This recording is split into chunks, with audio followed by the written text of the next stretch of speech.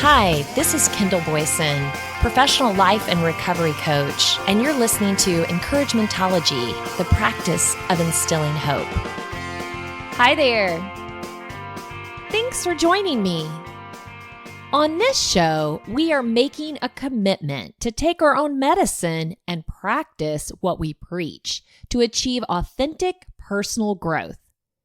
Have you ever caught yourself dishing out great advice, maybe even life-changing advice, only to realize that you're not actually taking it yourself?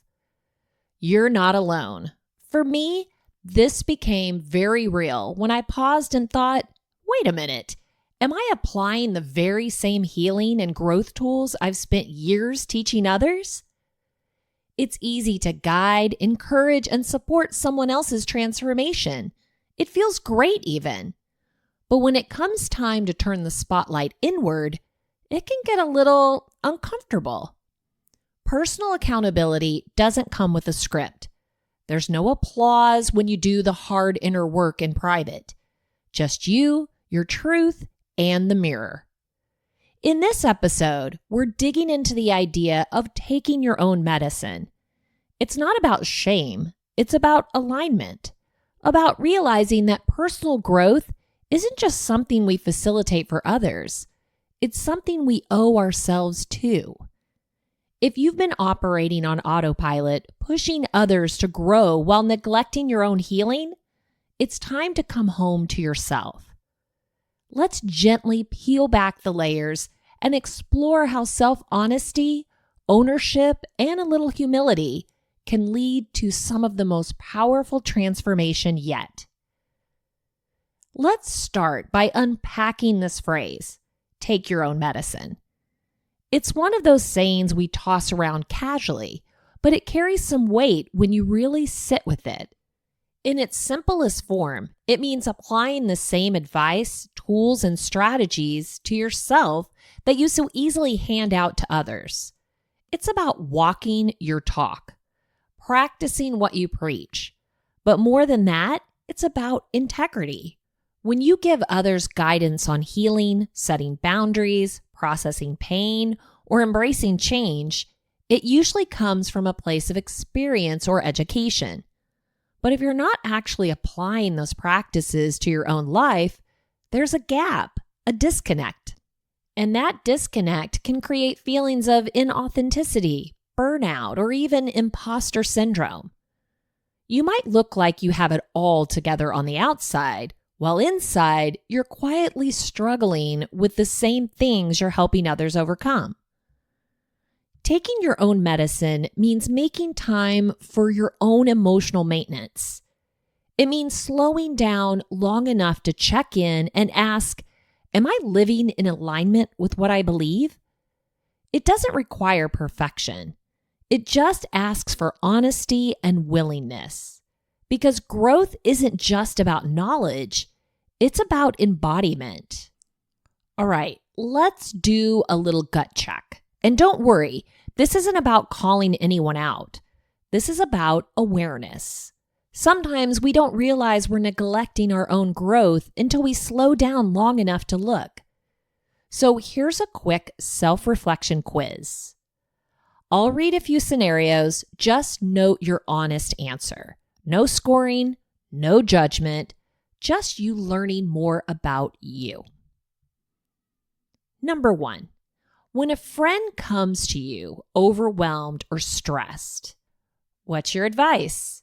A, you need to take a break. Rest isn't lazy, it's necessary. Or B, just keep pushing, it'll pass. Or C, have you tried journaling or talking to someone about it? Now ask yourself, when you're overwhelmed, do you follow that advice? Or do you tell yourself to just power through? Number 2, you regularly encourage others to speak up for themselves, set boundaries, or have that hard conversation. A, that's me, I give great advice. B, I suggest it, but don't always follow through myself. Or C, I avoid confrontation even in my own life. When is the last time you had a healthy confrontation or said no and meant it?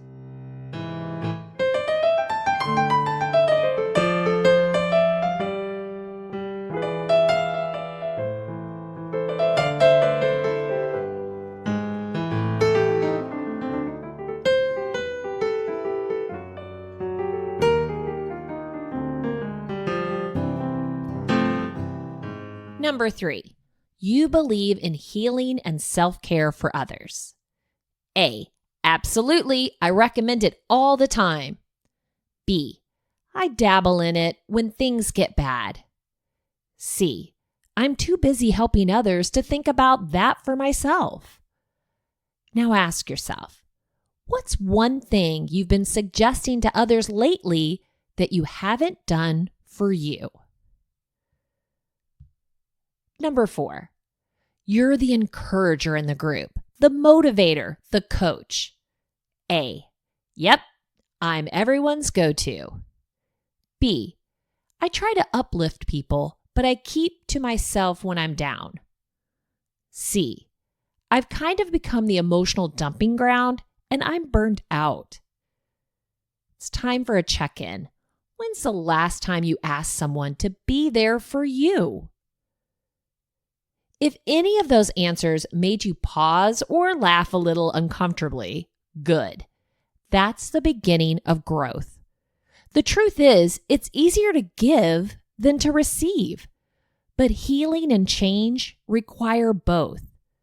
So ask yourself, if I truly believed in the power of the things I teach, wouldn't I want that same transformation for myself?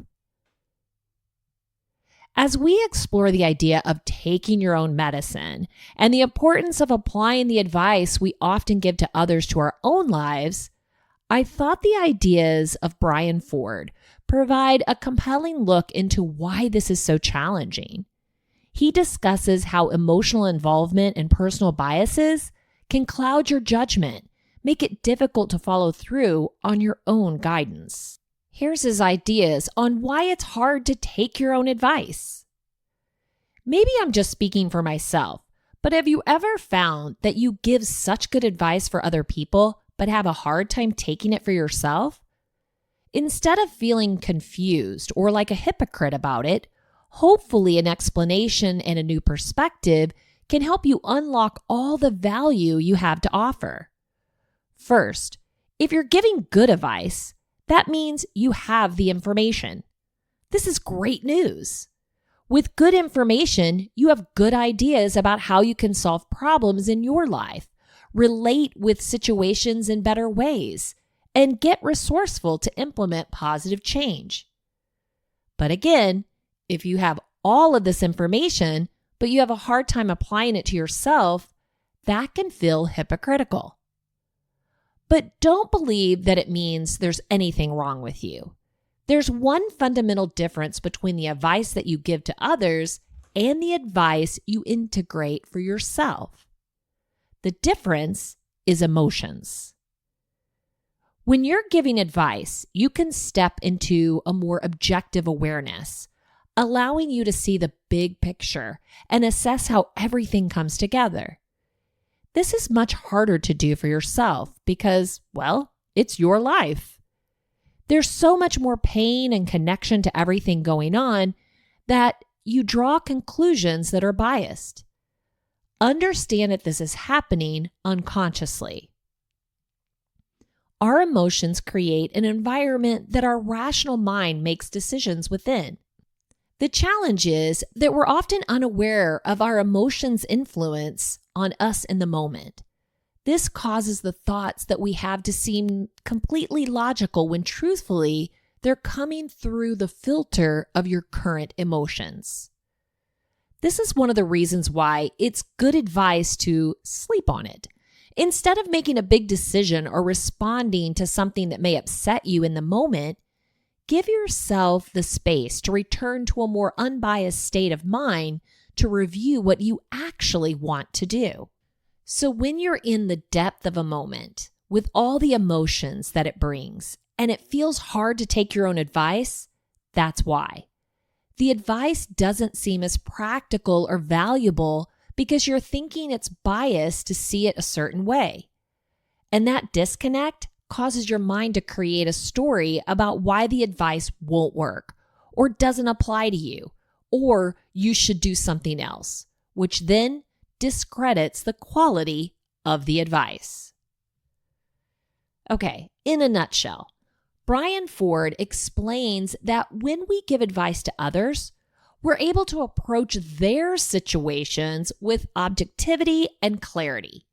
However, when it comes to our own lives, our emotions and personal attachments can make it hard to see things clearly. This emotional entanglement often leads us to ignore or rationalize away the very advice we know would be beneficial.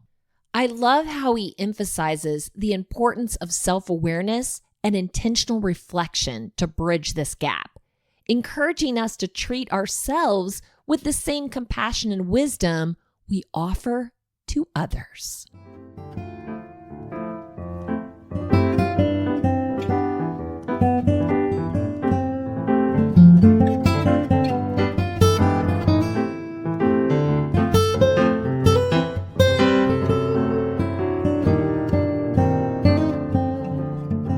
Now that we've unpacked the why behind not taking our own advice, let's talk about what we can do to start closing the gap. Because knowing is one thing, but doing, that's the magic. Here's how to start practicing what you preach without shame, burnout, or perfection. Number 1, play the best friend role for yourself. Think of a struggle you're currently facing. Now, imagine your best friend came to you with that exact same issue. What would you say to them? What tone would you use? What next step would you suggest? Now, here's the hard part. Say those words to yourself out loud. Yes, really. And then take your own advice like you mean it. Number 2. Create a self-coaching script. You probably already have a mental highlight reel of all the great advice you've given others over the years. Pull some of it out. Write down 3 to 5 phrases or principles you've repeated, like you're allowed to rest or feelings aren't facts. Now, pin that list somewhere visible. When you're overwhelmed or second-guessing yourself, read it like it was written for you. And spoiler, it was. Number 3, catch the excuses. You know that tiny voice that says, yeah, but this is different for me. That's resistance. That's fear dressed up in personalization. Start noticing how often you disqualify yourself from your own wisdom. And when you catch it, gently call it out. This might feel different, but I still know what to do. Number 4, set one micro goal to practice alignment. Pick one area of your life where you've been a little out of sync, just one. Then set a small goal that reflects the advice you'd give someone else in your shoes. Maybe it's scheduling rest, starting a tough conversation, or simply pausing before you jump into fix-it mode. It doesn't have to be dramatic. It just has to be real. Number 5, remember, you deserve your own wisdom. This might be the most important part. The reason you offer good advice to others is because you care. So why not offer that same care to yourself? Growth isn't selfish, it's honest. And every time you follow through on your own guidance, you're building trust, not just with others, but with yourself. So we've been exploring the importance of taking our own advice and aligning our actions with our values. It's essential to consider the role of personal responsibility in this process. Daniel Mangina delves into how accepting full responsibility for our lives is a crucial step toward meaningful change and personal growth. I bet that at some point in your day today, if not already, you'll come across such a platitude in one or more of your social media feeds, like, "You are strong. You're a strong, independent person. You deserve to think highly of yourself. Happiness is a choice," and so on. I actually just jumped on my Instagram feed and found those. Least you think me dismissive or derisive of such sentiments, I am not. I have no problem with messages of empowerment, but they have to lead to action and be rooted in personal responsibility. Without personal responsibility, they are at best ineffective and at worst harmful. In my coaching programs, I talk about 7 pillars. These are, as the name suggests, the core tenets of creating lasting, meaningful change in your life. Very often, the change people seek through my work is financial. Nevertheless, the applications of this go to all areas of your life because we're not just our finances, our relationships, or physical health. Our lives are the sum total of many different aspects. So if we want to exact change in one area, we have to start with the common denominator in all areas, ourselves. This is what empowerment is all about, really. Unless you accept full responsibility for everything in your life, you're giving away your power to change it. This is where so many people go wrong when they set out to change their lives. They sign up for a course. They change their hair color. Maybe they take up a hobby or start jogging. At some point, though, the train runs into the buffers. Reality kicks in and something goes wrong. Now, whether it actually did or did not is a matter of perspective. But to you, it's big time. So what do?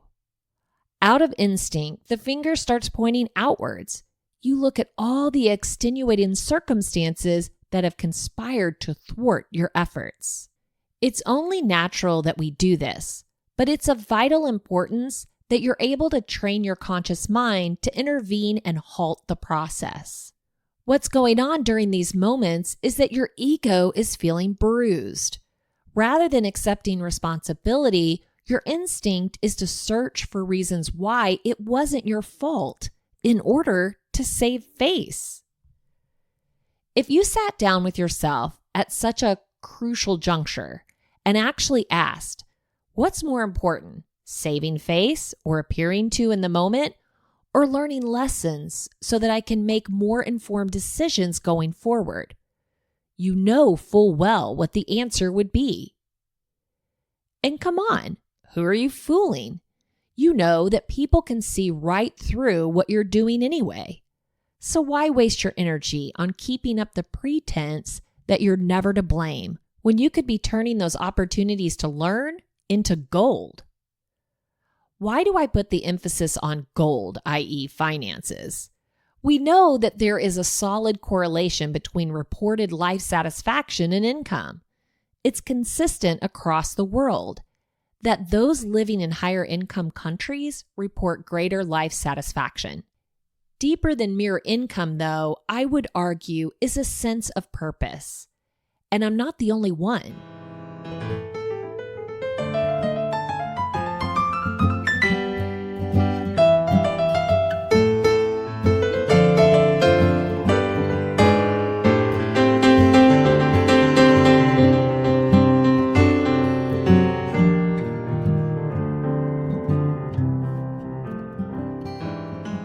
Cynthia Vinnie wrote an excellent article on the subject of eudaimonic and hedonic happiness. As she points out, both hedonic, which is short-term pleasure-based, and eudaimic, which is high-purpose-oriented happiness, are needed in order for a person to truly live a satisfying life. So, you need to take full responsibility for your life and find your purpose. But how? There are lots of exercises and practices that you can do in order to readjust your subconscious mind. I use many in my coaching that I've tried and tested over the years, but the key is find ones that work for you. If you don't want to have to engage in potentially endless trial and error, start by getting to know yourself better. Understand how you work and what will work in alignment with you. Bring your awareness to the need for understanding who you are at your core. Taking personal responsibility starts with this. A big reason why you've perhaps struggled with it in the past is that your subconscious programming has always fought back. The chemical response that puts your back up as soon as your culpability is raised is all a part of how your brain is wired. Once you can really get comfortable with the idea that taking personal responsibility isn't about fault finding, but instead is about empowering yourself, that resistance will start to weaken. There's no need to push back on something if you truly feel it's there for your betterment. That's easier said than done, because while you may be able to intellectualize the notion that it's empowering, your subconscious will be less inclined to agree. So next time you identify an opportunity to take personal responsibility and do so, celebrate it. I mean it. Physically move about like you've just achieved something huge. That will begin training your brain to be comfortable with personal responsibility, and eventually it will start seeking out more opportunities for it. Once you're comfortable with the notion that you are the sole architect of your life, it's time to nail down your purpose. What is it that's going to give your actions, your growth, and ultimately your life meaning? Purpose not only gives you meaning, but it also gives you that all-important guiding light. It's the North Star that will keep you oriented towards a goal and give you clarity when presented with choice or hardship. With a strong enough purpose, the how-tos will take care of themselves. In a nutshell, true empowerment comes from accepting full personal responsibility for every aspect of our lives. It argues that without this acceptance, we inadvertently give away our power to change and improve. By owning our actions, our choices, and their outcomes, we position ourselves to make deliberate changes, learn from our experiences, and ultimately lead more fulfilling lives. You know, it dawned on me recently. I came across something and I thought, wow, I have told so many people about this strategy or this idea when it comes to their own growth and their own journey. Why am I just now considering adding it to my life? How bizarre. But we know that the cobbler's kids have no shoes, right? You can really apply almost anything to that. And maybe it's a good time to say too, it's great to help other people. It is awesome to pour into other people, but don't do it to the point where you're not pouring into yourself, where your own journey is suffering. Okay, here's a moment of truth. 2 things I've talked about for years, encouraged, coached, practically championed, are meditation and journaling. But here's the catch. I haven't taken my own advice. Not consistently, not seriously, and not with intention. Sound familiar? We often know what tools are available to us. We even know how powerful they can be. But something stops us.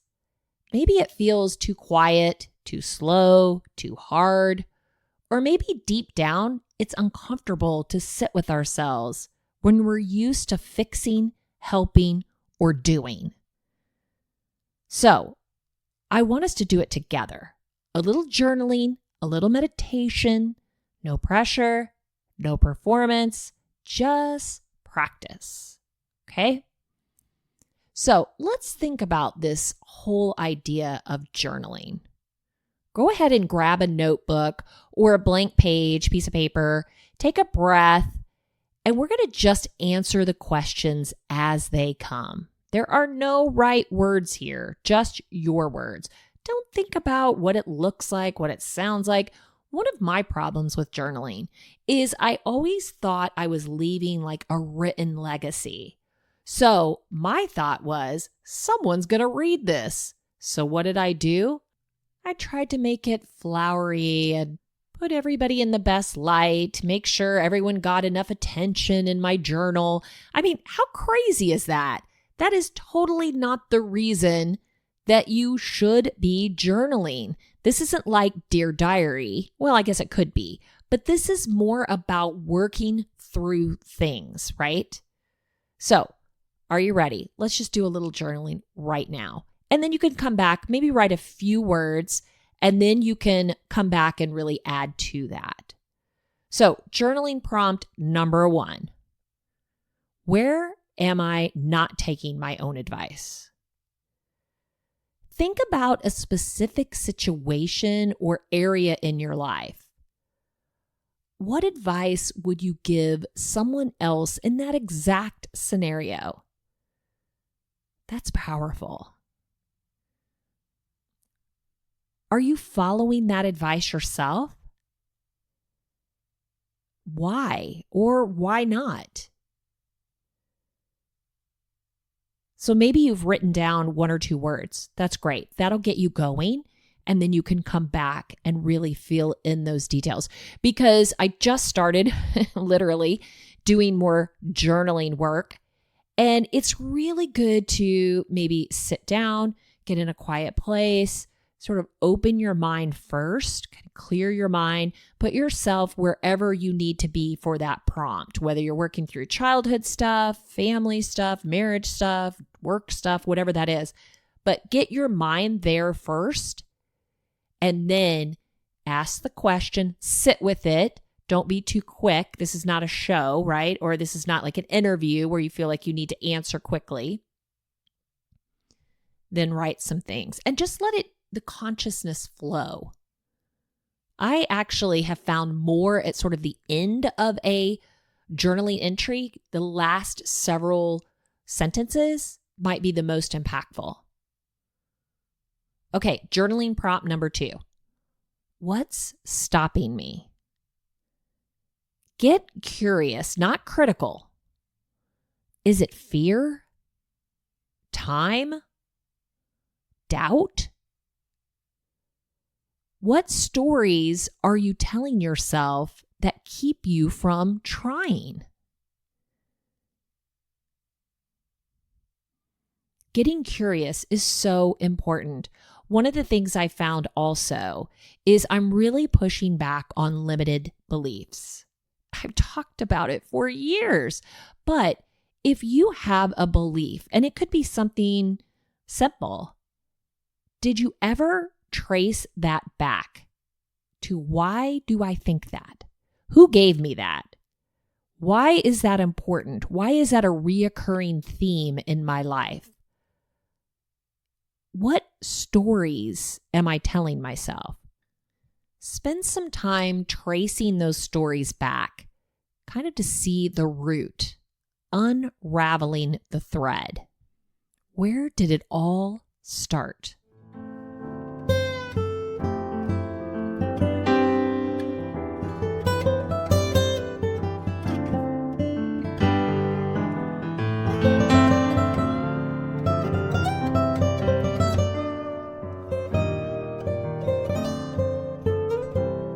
Journaling prompt number 3.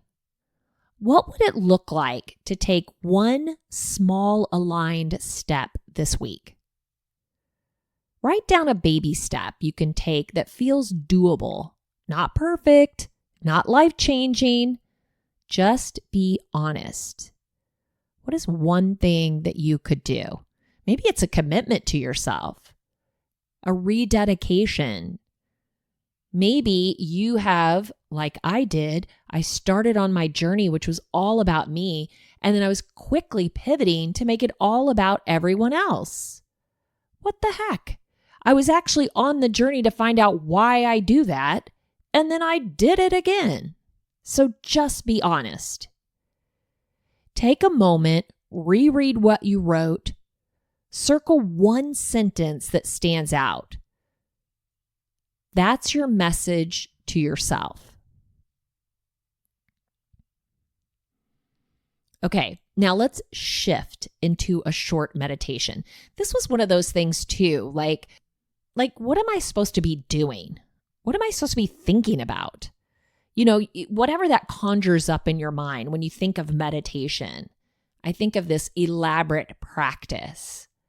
But I found out you don't need to cross your legs or light a candle unless you want to. But it works if you get still. That's important. Just get still. Sit upright or lay down, it doesn't matter. But let your hands rest. And then gently close your eyes. Now, I have done it too where I'm like staring at something. Have you ever gotten those stares? You know, when you lock onto something, you sort of blur your peripheral and you get almost in this trance. It's super relaxing. But anyway, let's do a little bit of that now. Now, if you're driving, don't relax your hands or gently close your eyes. But if you're sitting somewhere and you can do that, let's do that. Let's start by breathing. This really slows us down and helps us focus. So let's inhale through our nose, and then we're going to hold it for a moment. Just hold on to that. Imagine you're expanding. You're just pulling all of that in. You're holding on to it. You're getting control over it. And then we're going to exhale slowly through your mouth. Not in a huge rush, but slowly. Let's do that 2 more times. So inhale, hold it, and now exhale. Slow, slow, slow. One more time. Inhale, hold it. Feel that expand in your lungs and gently exhale. Now, I want you to bring to your mind something that you just wrote. A feeling, a step, a truth. Repeat this in your head. I'm safe to pause. I'm worthy of care. I can show up for me. I'm safe to pause. I'm worthy of care. I can show up for me. I'm safe to pause. I'm worthy of care. I can show up for me. Let yourself sit in that for a few moments. If your mind wanders, that's okay. Gently return to your breath. You don't need to fix anything right now. Just be here. Breathe, pause. When you're ready, slowly bring your awareness back. You can do this by wiggling your fingers, opening your eyes, and just notice how you feel. See? You did it. You journaled. You meditated. You created space for your own healing, and guess what? It didn't require perfection, only presence. So maybe today, you finally took your own medicine. And maybe tomorrow, you'll do it again. To wrap up our exploration of taking your own medicine, let's hear from Charlie Johnson. In his TEDx talk, he delves into the concept of personal accountability, emphasizing the importance of self-reflection and taking ownership of our actions. His insights provide a compelling perspective on how embracing accountability can lead to personal growth and transformation.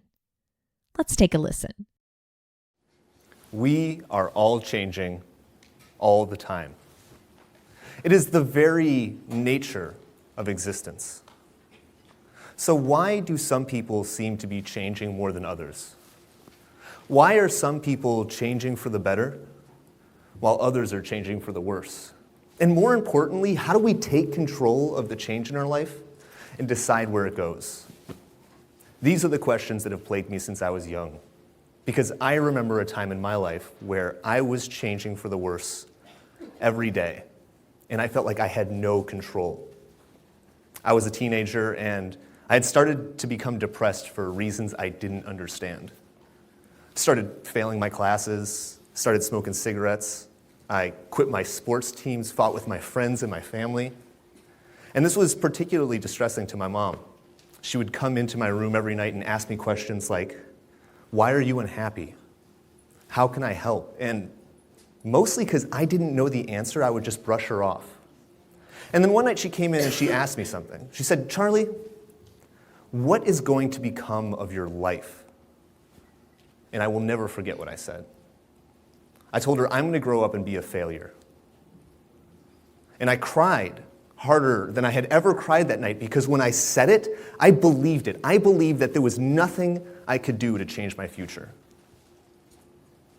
My mom disagreed, and after exhausting a long list of options, she made the hard and drastic decision to send me across the country to a wilderness rehabilitation center in rural West Virginia on the side of a mountain in the Appalachian Mountains. It was a community of similarly emotionally unstable teenagers. And there was a lot of things I learned there, but there was one thing we did every day that really stuck with me. Every morning we would come together as a community, and we would pick one virtue we were going to work on that day. Today, I'm going to work on love. Today, I'm going to work on forgiveness, on mindfulness, on patience. And then we would go about our day as we normally would, and at the end of each day, we would come back together as a community, and we would hold each other accountable. And it went as well as you would expect a community of emotionally unstable teenagers to take it. You said you were going to be mindful today, and you ate all the peanut butter at lunch. You said you were working on forgiveness, and you cursed me out when I knocked your cup over. You said you were going to work on love, and you told me you hated me today. It's a little harsh, but direct and honest. There was a kid there, we'll call him Nick. No one liked Nick. He was inauthentic, insincere. He would fly off the handle and act out in ways just to draw attention to himself. It's very off-putting to the other members of the community. And the leaders weren't blind to this. And in an effort to help Nick change, they sent him back to the beginning of the program, a part called the wilderness. We had all been through it. You basically live under a tarp. If it snows, you're cold. If it rains, you get wet. It's the kind of place that teaches you to appreciate all the things we take for granted every day. And when Nick made it back to the community, it was a celebration, a ceremony. And part of it was getting assigned a mentor from the community. And when Nick found out who his mentor was, he flew off the handle and stormed out of the room. And we all knew Nick hadn't changed. So 2 weeks later, I'm hammering nails, I'm shingling this roof in the community, and it's the middle of July. It's hot, it's uncomfortable, and I find myself in this state of enjoyment. And it's because I'm talking to Nick. And he's being sincere and humble about where he is. And he seemed like the same person, but I could just tell something was a little bit different. And the reason this stands out to me so much is it's one of those rare moments where you actually get to see change happen. Because the truth about change, you don't get to see it. If you go to the gym every day, you don't seem any stronger one day to the next. Eating a salad's not going to help you lose 5 pounds. If you're trying to save money to get rich, it's not going to happen in a month or a year. And that's what makes change hard, is we never get to see the gratitude in any single day. But it also introduces this dilemma. Because we can't see change when it's happening, sometimes we believe we're changing for the better when really we're changing for the worse. I have this cousin, we'll call him Jay. Jay is developing into a young man. He is smart and caring. He loves his family and his friends. And if you were to ask him, is there a goal in your life that you're working towards right now? He would say yes. But if you look at where he is now versus where he was 6 months ago, he's in a worse place now. And if you look a year ago, the change is even more drastic. See, the hardest part about change is acknowledging that we have to do it. Admitting to ourselves that the actions we're doing are not going to lead us to where we want to go. Someone asked me the other day if I had ever figured out why I was depressed when I was younger. As much as I would have hated to admit it at the time, all I ever wanted was to make my parents proud. And every time I failed or I let them down, it was easier to say that it was some fundamental part of me that I couldn't change than acknowledge the mountain of change I was going to have to overcome to be happy. And when we acknowledge how much we have to do, we get this deep-seated sense of anxiety, like it seems impossible, like there's no reason to even start because it seems wasteful. And I can't think of an organization that approaches this kind of drastic life change like Alcoholics Anonymous. To ask someone who compulsively drinks every day to stop now and quit until the day you die seems like an impossible task. So they ask you not to drink for one day. Just one day. Because we can manage what happens today. And day by day, bad habits are broken. Good habits are started. And habit by habit, we become a little bit richer, a little bit healthier, a little bit better. So I think each of us here should pick one bad habit we have that we want to break, or one good habit that we want to start. And when you go to bed tonight, decide that tomorrow you're going to try. And when you wake up tomorrow morning, let it be the first thing you think about. Look for an opportunity to sacrifice just a little bit to accomplish it. Go to the gym, eat a healthier meal, don't buy something you otherwise would have. Find an opportunity to test your patience. And when you go to bed at night, you have to check yourself. There is no community of emotionally unstable teenagers to call you out. You are truly the only person who can hold yourself accountable. And whether you achieve your goal or not, decide that you're going to try for just one more day. Thank you.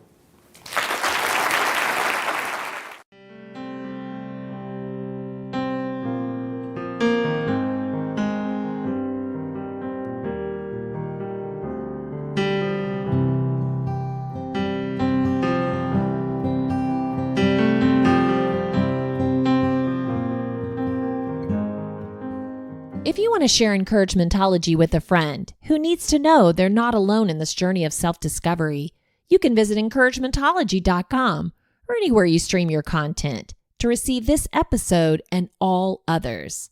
Follow us on Facebook and Instagram for additional encouragement throughout the week. So I challenge you, stop waiting for clarity to strike from the outside and start holding yourself accountable from the inside. Take the advice you so freely give, turn it inward, and begin showing up for your own healing with the same grace and determination you offer others. I know you can do it.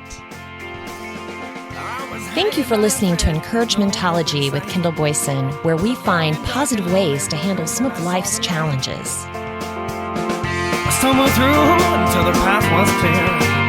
That's when I found